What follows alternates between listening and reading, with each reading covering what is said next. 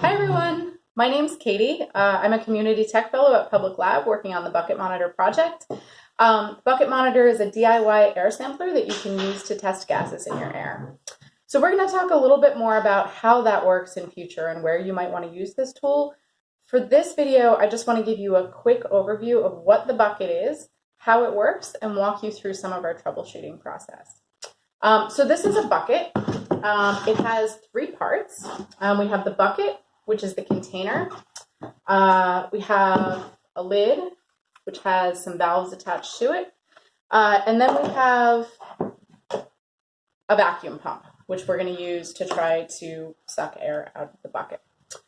So this prototype is still in progress. We're still sourcing parts, testing things out, working through documentation. We'd love to solicit feedback on things we might want to try as we move forward with documenting this project. You can jump on the comment thread to do that, or you can follow the Bucket Monitor project at Public Lab. Yeah, let's get started. So for this version, we're working through two design documents. We have this manual from Communities for a Better Environment, which created the initial bucket manual back in 1999. And we're also working with some documentation from Global Community Monitor, which has spent the last 16 years developing the Bucket Brigade model and really getting this tool out into the world.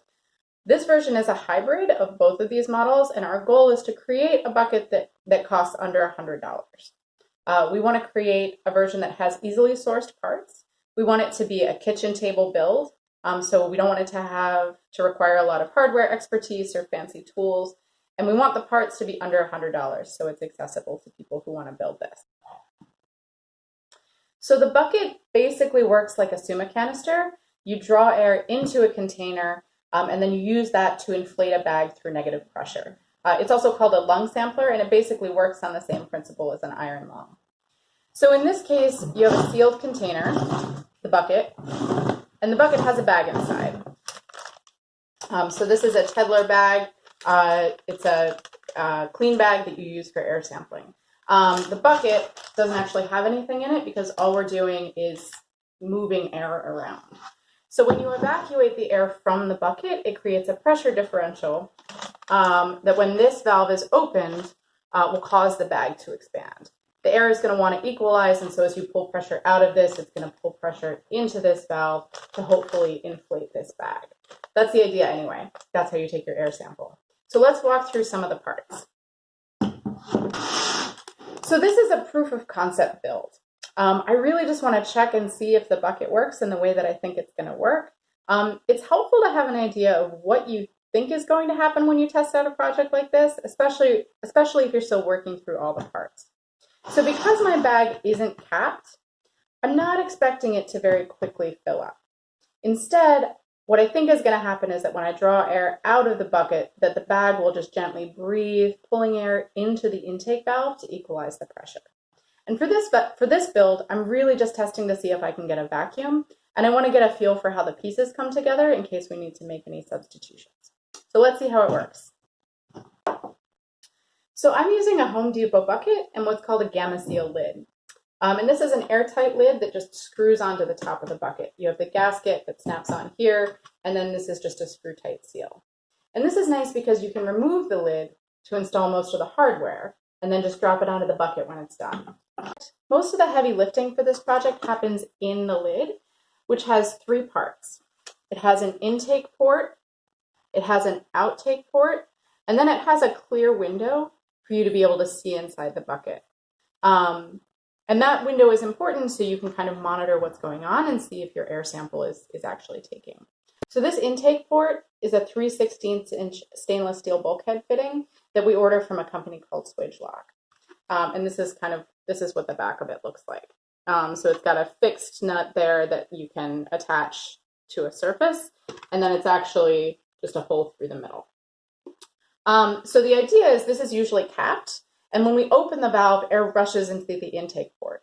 Because the air from our sample is going to pass through this valve, it needs to be both clean and it needs to be inert so we don't contaminate the sample. So that's going to be stainless steel, and that's the most expensive part on our project.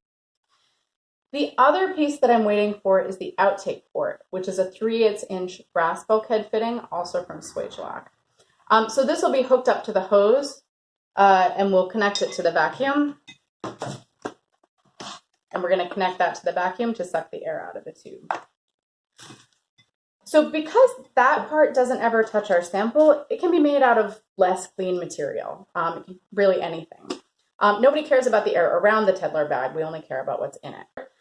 I'm still waiting for that part to come in, but in the meantime, I'm going to try out a regular brass compression coupling, which is a $3 part.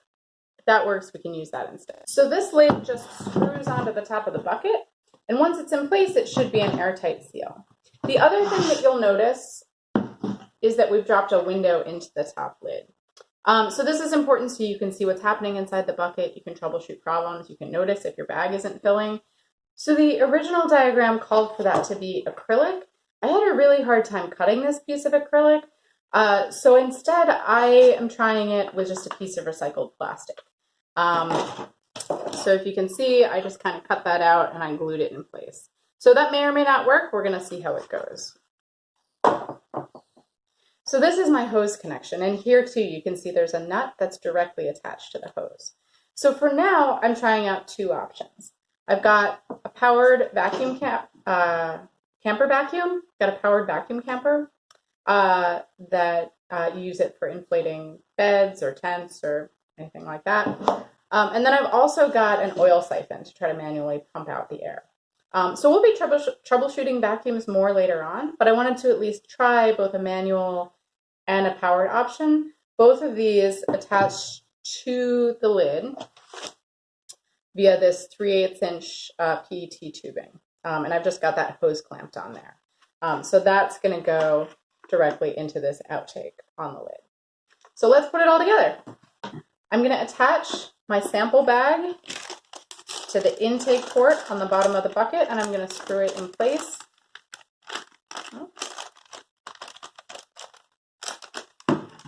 And tighten that.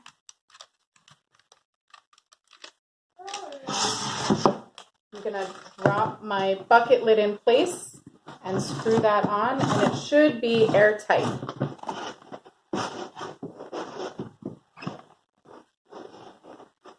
We want to make sure there's no leaking.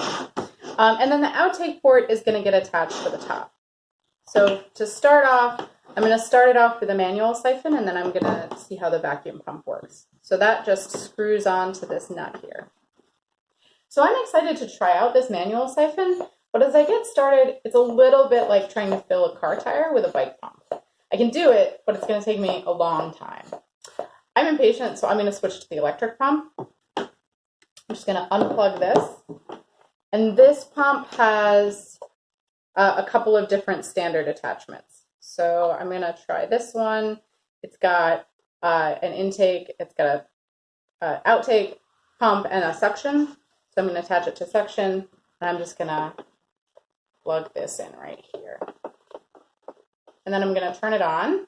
I'm going to set it down on the table. Go ahead and plug that in. Okay, and we're just going to let this run for 10 minutes. So reattach that, turn it on, and then see if anything is happening. So looking through the window, I don't see anything happening with either pump. And when I take the bag out, let's see if I can do this.